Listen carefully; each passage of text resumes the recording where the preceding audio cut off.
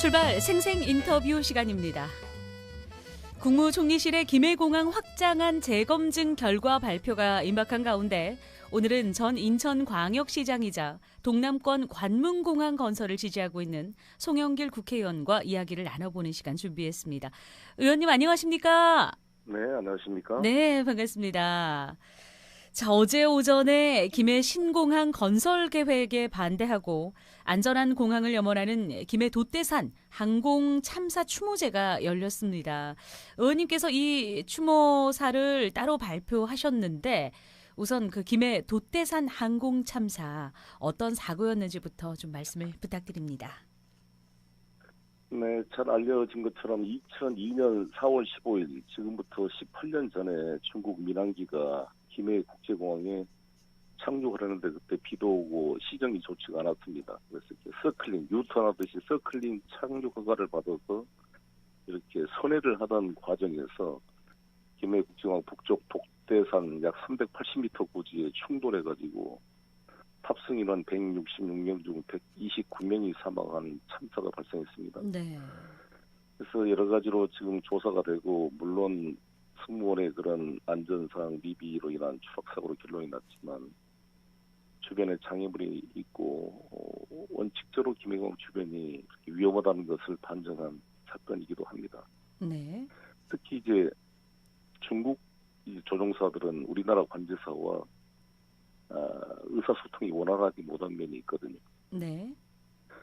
피니어도 이제 김해공항에 이제 들어오게 되는데 그런 외국 조종사들이 긴급한 상황에서 분초를 다투는 상황에서 의사소통이 실패하게 되면은 오판을 할 수가 있게 되는 거죠. 그렇죠. 근데 김해공항은 워낙 어려워서 베테랑 조종사들은 사실 뭐 착륙할 수는 있겠습니다만 이렇게 아직 경력이 부족한 조종사, 외국인 조종사, 지형에 익숙하지 않는 조종사들이 오게 되면 평상시야 괜찮겠지만 바람이 또 거꾸로 분다든지 서클링을 하고 우선해 한다든지 비나 안개 그리고 한번 착륙을 하려다가 실패해서 이제 재착륙을 하기 위해서 실패 접근이라 그러는데 다시 재이륙을 하려면 바로 우서클링을 하다가 이게 저쪽에 금정산 680m 고지에 충돌할 수가 있거든요. 네네. 상당히 좀 위험한 곳입니다, 이것이. 그렇죠.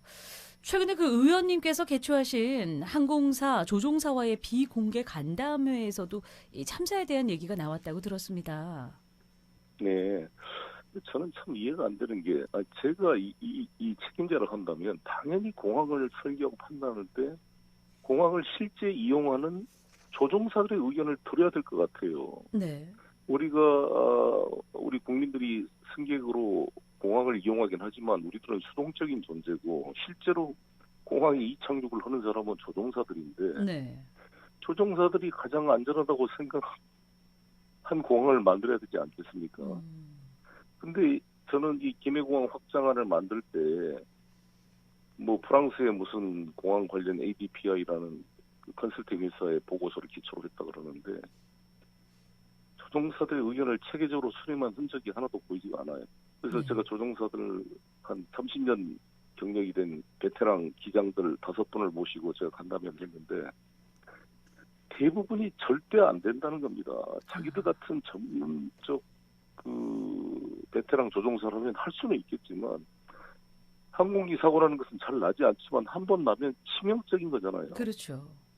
그리고 이 김해공항은 모든 조종사들이 하시는 말씀이 산 밑에 있어가지고 전쟁 때 적의 포격으로부터 활주로를 보호하기 위한 군 공항으로 만들어진 것이지 이게 대형 여객기나 대형 화물기가 뜰 수 있는 공항이 아니라는 것이고 한번 킥다칠 같은 대형 비행기가 이제 이착륙할 때면 착륙할 때 쿵 하고 이제 랜딩 기어의 그 활주로에 최초로 이제 바퀴가 부딪히는 그 하중이 65톤 이상의 충격에 이 활주로가 버텨야 되는데 네. 이 김해공항 활주로는 연약 지반이어서 그런 747 같은 대형 비행기가 이제 착륙할 때 하중을 견딜 수가 없다 그럽니다. 그럼 다시 다 뜯어내고 보강 공사를 해야 되는데 네. 그럴 바에서 새로 만드는 게 낫죠. 그리고 김해공항은 가장 큰 문제가 제가 인천 아닙니까? 인천국제공항은 지금 활주로가 3개가 만들어져 있고 4개째 이제 추가 활주로가 공사 중인데 네. 다 11자로 돼 있어요. 아, 즉 예. 한쪽 방향으로 돼 있어서 충돌 위험이 없고 일정하게 이착륙이 되기 때문에 세계에서 가장 좋은 공항으로 조종사들이 인천공항 올 때마다 감탄을 한다고 합니다. 그렇군요. 그런데 김해공항은 지금 확장하는 V자로 11자가 아니라 V자로 김해시 쪽으로 뻗어가는 V자 활주로를 놓겠다는 건데 네. 일면 동시 이착륙도 되지도 않습니다. 예. 거의 가성비가 30~40%밖에 안 된다는 거예요. 이런 공항을 왜 만들려 그런지 이해가 안 되고 특히 평강천을 매립해야 되기 때문에 여러 네. 가지 문제가 있고 바로 그 옆에 에코시티가 지금 만들어질 계획인데 네. 에코시티에 입주하는 사람들의 소음 피해는 또 어떻게 할 것이며 김해 시민들이 소음 피해는 어떻게 할 것입니까? 그래서 더구나 또 공항 수요가 늘어나갈 때는 확장 가능성이 있어야 되는데 이거는 전혀 확장 가능성이 없어요. 김해공항은. 예. 그래서 이거를 동남권 신공항이라 말할 수 없고 그냥 동네 공항이고 이것은 호랑이를 그린다고 하면서 고양이를 그려놓은 것에 불과하다 이렇게 저는 생각합니다. 네. 어쨌건 이 동남권 관문공항 건설이 지역 문제로 지금 비화가 되면서 좀처럼 이제 이견이 좁혀지지 않는 상황이지 않습니까? 그래서 이번 달 말에 나올 총리실의 검증 결과 예측도 상당히 어려울 텐데 그래도 이제 여쭤볼 수밖에 없습니다. 의원님께서는 이 총리실의 검증 결과 조심스럽습니다만 어떻게 예측을 하십니까? 지금 총리실은 김수남 한양대 석좌 교수가 검증위원장으로 되어 있고 20명이 지금 검증을 하고 있는데 국토부에서는 계속 자신들의 그 잘못된 결정을 합리화하기 위해서 계속 영향력을 행사하려고 좀 하고 있는 것 같습니다. 네. 그런데 제가 우리 정세균 총리님께도 만나보고 구윤철 국무조정실장 장관님한테도 수차 말씀드렸습니다만 이런 기존 국토부가 자신의 잘못된 결정을 합리화하려는 이런 성향으로부터의 철저한 독립적 검증이 필요하다는 점을 강조해 왔습니다. 참 최근에 그래서 시뮬레이션 결과 금정산에 그 충돌하는 그 시뮬레이션 결과를 가지고 또 국토부에서는 자기들이 뭐 자체 또 검증을 가지고 제시하고 있다 그러는데 네. 저는 국토부의 그러한 편견으로부터 좀 해방돼야 된다 이렇게 생각합니다. 네. 자, 마지막으로 이 질문의 답이야말로 동남권 관문공항이 왜 필요한지를 가장 잘 보여주는 대목이 아닐까 싶습니다. 의원님께서는 인천광역시장을 역임하셨고요. 지금은 인천 계양구 지역구 국회의원이신데 그 동남권 관문공항 건설을 누구보다 적극적으로 지지하고 계십니다. 그 이유는 뭘까요?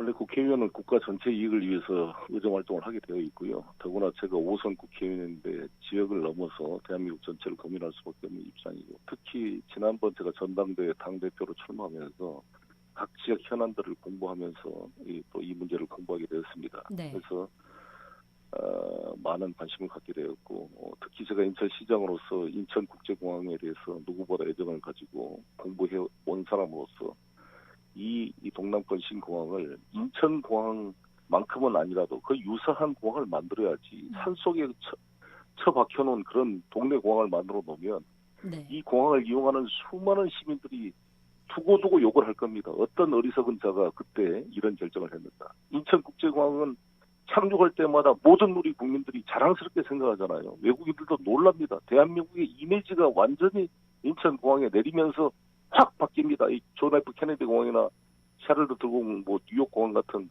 그런 낡은 공항에서 왔다가 이 멋있는 이 공항을 보면서 네. 대한민국의 위상이 올라가서 느끼게 되는데 이 김해 신공항 이 V자 활주로를 산속에 처박아 놓고 이거를 동남권 신공항이라 그러면 누가 믿겠어요. 이거는 두고두고 후배들의 욕을 얻어먹을 일이다. 그래서 저는 가덕도로 뻗어나가서 비행기가 바다로 하늘로 나가야지 왜 산속으로 비행기를 처박아 놓습니까? 이거 절대 이거는 안 되니까 제가 확신을 가지고 이야기를 하고 있습니다. 네, 알겠습니다. 의원님, 이른 아침에 인터뷰 감사드립니다. 네, 감사합니다. 네, 지금까지 출발 생생 인터뷰 송영길 국회의원과 함께했습니다. 자, 신속하고